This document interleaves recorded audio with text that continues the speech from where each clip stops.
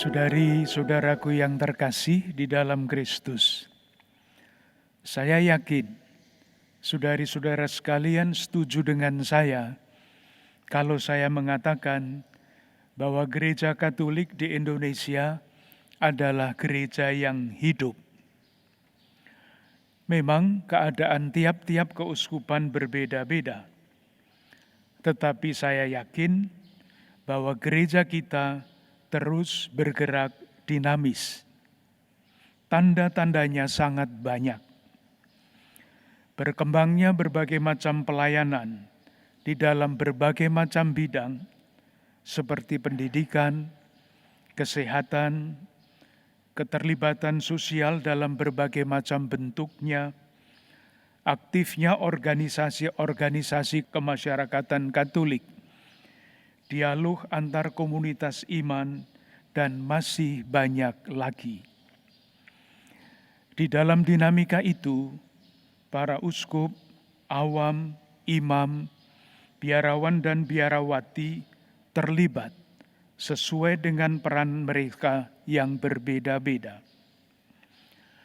Dalam hal hidup panggilan khusus sebagai imam dan hidup bakti pun, meskipun tidak pernah dikatakan akan cukup, tetapi hidup panggilan khusus itu terus dirawat dan dikembangkan. Bahkan semakin banyak imam, biarawan dan biarawati yang diutus untuk bermisi di negeri-negeri yang jauh. Tidak sedikit pula tarekat internasional imam, bruder dan suster yang pimpinannya berasal dari Indonesia. Kita syukuri semuanya itu sebagai karya Tuhan.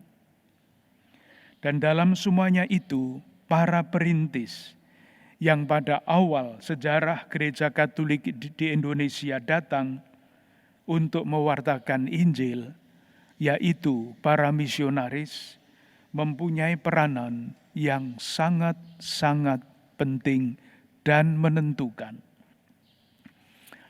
Buku 200 tahun Gereja Katolik di Jakarta diawali dengan sebuah subjudul, Pada Awal Seorang Martir, yang dikisahkan adalah seorang imam Yesuit yang bernama Egidius Dabre, yang dipenjarakan oleh pemerintah VOC dan diperlakukan dengan sangat tidak manusiawi. Saya kutip, orang Belanda memukulnya sampai mati karena ia menerimakan sakramen-sakramen dan berdoa. Mengenai seorang imam Dominikan yang dipenjara bersama Pastor Egidius dan merayakan ibadah di penjara, dikatakan begini, ia dimarahi, dimaki-maki, dipukuli, dan dikurangi jatah makannya, sedangkan pekerjaan diperberat. Imam Dominikan itu meninggal karena perlakuan buruk. Selanjutnya, sesudah Prefektur Apostolik Batavia didirikan pada tahun 1807, datanglah lebih banyak misionaris perintis ke Batavia, sekarang Jakarta. Jakarta pada waktu itu pasti sangat berbeda dibandingkan dengan Jakarta sekarang. Mereka yang datang dari tempat yang jauh, setelah naik kapal berhari-hari, bahkan berbulan-bulan, sampai di Batavia, bukannya disambut oleh panitia penyambutan yang rapi dan meriah. Yang menyambut mereka adalah wabah malaria, wabah kolera, dan sejenisnya. Maka tidak heran, tidak sedikit misionaris yang meninggal pada usia yang sangat muda. Dalam buku berjudul Memuliakan Tuhan, Melayani Sesama di Persada Nusantara, yang berisi sejarah Biara Ursulin, Jalan Pos nomor 2 Jakarta, disebutkan mengenai seorang suster yang bernama Stanislas Port, seorang misionaris dari Wiesbaden, Jerman. Suster itu meninggal pada usia 21 tahun, sesudah menderita sakit beberapa hari saja. Lebih dramatis lagi, Suster Lucy Schonenberg meninggal pada usia 32 tahun setelah berada di Batavia hanya 3 tahun karena diserang oleh penyakit kolera dan menderita beberapa jam saja. Amat banyak jumlah para misionaris imam, bruder, suster yang telah memberikan hidupnya untuk membangun dasar yang kuat bagi gereja Katolik di Indonesia. Kalau gereja kita sekarang menjadi gereja yang hidup, itu semua adalah buah dari pengorbanan para perintis dan penerus yang telah meletakkan dasar yang kuat untuk pertumbuhan selanjutnya.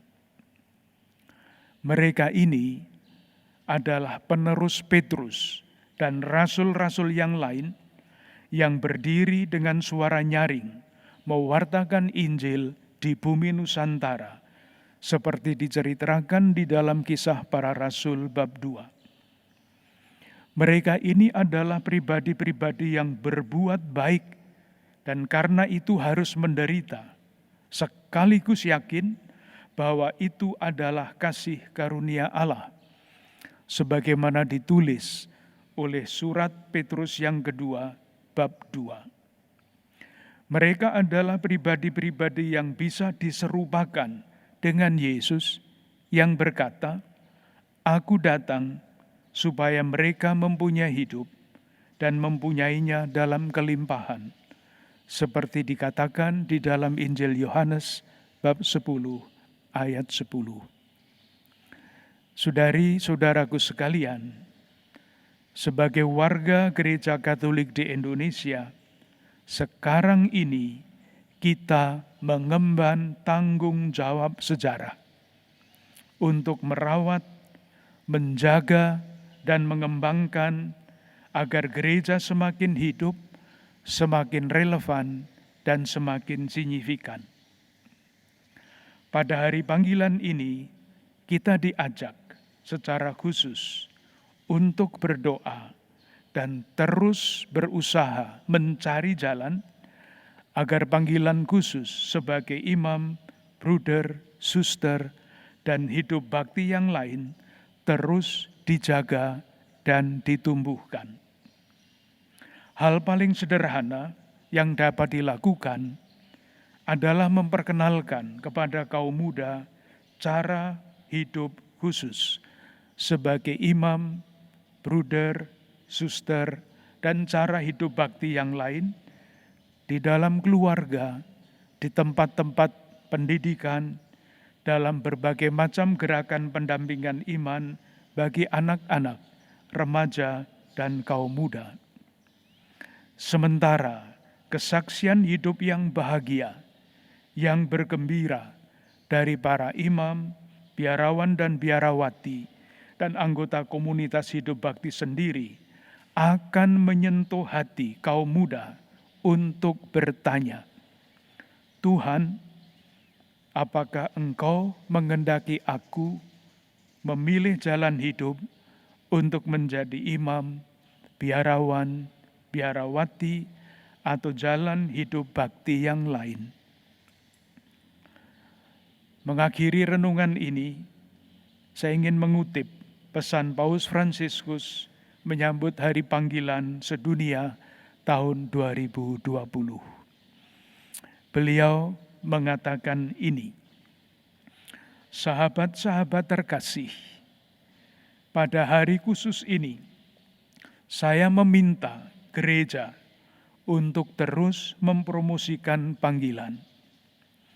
Semoga gereja menyentuh hati umat beriman dan memampukan mereka untuk menyingkapkan dengan penuh syukur panggilan Allah dalam hidup mereka, untuk menemukan keberanian mengatakan ya kepada Allah, untuk mengatasi semua kelelahan melalui iman akan Kristus dan untuk membuat hidup mereka suatu pujian bagi Allah, bagi saudari-saudara kita, serta bagi seluruh dunia.